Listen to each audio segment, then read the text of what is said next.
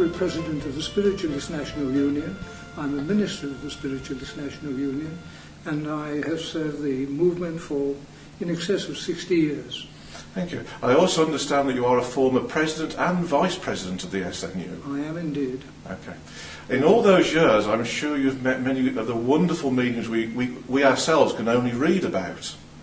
I have. It's been my honour and privilege to know so many of them that I can almost say, going back almost to 60 years, that I've known various names, people who were outstanding in their field of being mediums and the phenomena that they produced.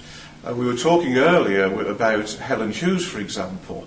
We know from her book what a wonderful medium she was, but I understand you knew her personally. When I was in the Royal Air Force at the end of the war, I had the privilege of meeting Helen Hughes in Bath, and from that point onward I met her on several occasions. But she was a brilliant, small medium, but she was exciting to watch.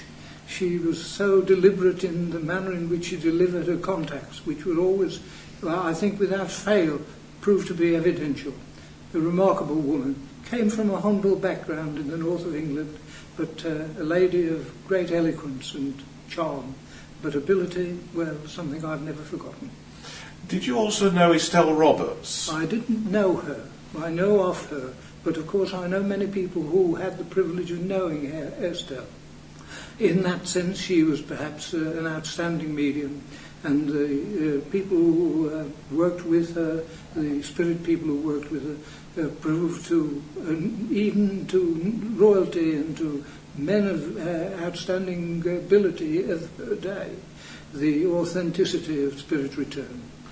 If I could grant you one wish to see any medium from your memory and re-sit with them, revisit them again, who would you choose? Well, I didn't have the privilege of meeting Helen Duncan, but my wife sat with her on more than one occasion, and she spoke to me in glowing terms of Helen's ability as a medium.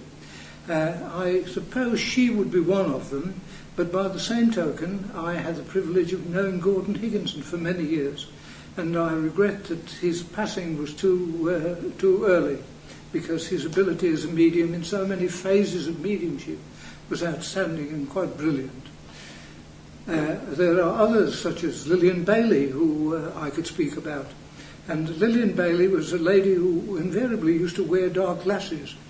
But on one occasion, such was the excellence of her mediumship, that she was asked if she would agree to a test séance, which she agreed to, and a car went to her home to pick her up, and she was asked if she'd mind being blindfolded. So as she got into the car, she was blindfolded. We went the distance, and then she was changed from one car into another car, still blindfolded. Then they arrived at a destination where she had no idea where she was. She was taken into a room, sat down on what she regarded as very plush chair, and then after a little while she went into trance, and the séance began. It was only after the conclusion of the séance that she was unblindfolded, and then she realised she sat in the illustrious company of the Queen Mother, the Queen, Prince Philip, the Princess Alexandra, and the Duke of Kent. You may think, oh, well, that's a good story, but the fact is that the court correspondent at the time, I think her name was Anne Murray, reported it in the Daily Telegraph, and that story was never denied. Neither, indeed, was it denied when it was printed in the Queen Mother's book about this woman, the Queen. Thank you, a remarkable story. Yeah. You knew Gordon Higginson for many years. 46 years. Can you remember any particular, one thing that impressed you most, one mediumistic act that you witnessed from Gordon that has lived with you ever since? Well, I suppose it's a personal act, you see. My brother got killed in the Royal... he died as a result of a crash in the Royal Air Force. And his plane crashed into the sea in Singapore, which was a long distance from the Midlands, where we live. Gordon gave us evidence of such outstanding quality that it was impossible to doubt it. He gave my brother's rank, his number in exactly the sequence that it was known to us, his nickname, and the various details about the crash.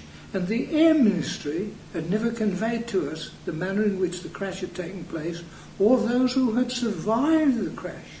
And the consequence of that was that we had to write to the pilot, who we then found was one of those who survived the crash, to prove that in fact the information we had through Gordon Higginson was valid and was authentic.